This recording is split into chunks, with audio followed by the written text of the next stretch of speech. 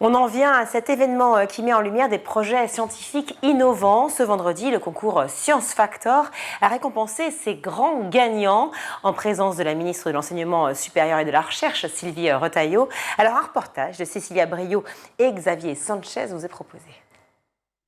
Elles étaient 24 équipes finalistes. Ce vendredi, les lauréats du concours Science Factor ont été récompensés au campus Unowaï à Neuilly-sur-Seine. C'est vraiment très gratifiant parce qu'en fait, on se rend compte que notre projet il commence à prendre vie. Ce qui est très intéressant aussi, c'est d'avoir réussi avec une équipe qui sort du commun. Déjà, avoir 3 en situation de handicap dans une équipe, c'est assez rare. J'étais super fière de tout leur travail, de l'équipe en général.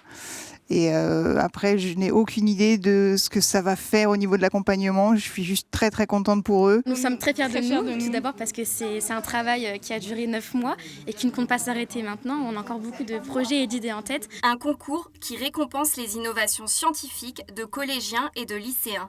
Parmi elles, l'équipe Andy Valide, un possible rêve, lauréate du prix Unowaï School TV, invite à découvrir le parcours de personnalités en situation de handicap grâce à une exposition en réalité augmentée. C'est la première fois que ce prix est remis depuis la création du concours. Ce qui fait la différence, c'est la maturité du projet, sa faisabilité, la capacité que l'équipe a eue de faire attention au fait qu'elle n'est pas en train de réinventer l'eau chaude.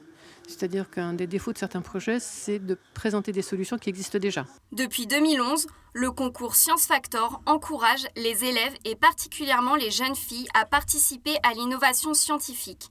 Objectif, lutter contre le sexisme dans le domaine scientifique et numérique. Une initiative aussi encouragée par la ministre de l'Enseignement supérieur et de la Recherche, Sylvie Retailleau, présente lors de la finale pour remettre des prix. Parce qu'effectivement, la moitié de la population, c'est des hommes et l'autre moitié, c'est des femmes. Et donc, on se prive d'un potentiel énorme par rapport aux besoins. Prochaine étape pour les lauréats, faire vivre leur projet grâce au soutien de Science Factor et de ses partenaires comme Unowaï et School TV. Des élèves qui espèrent voir leur innovation être commercialisée très prochainement.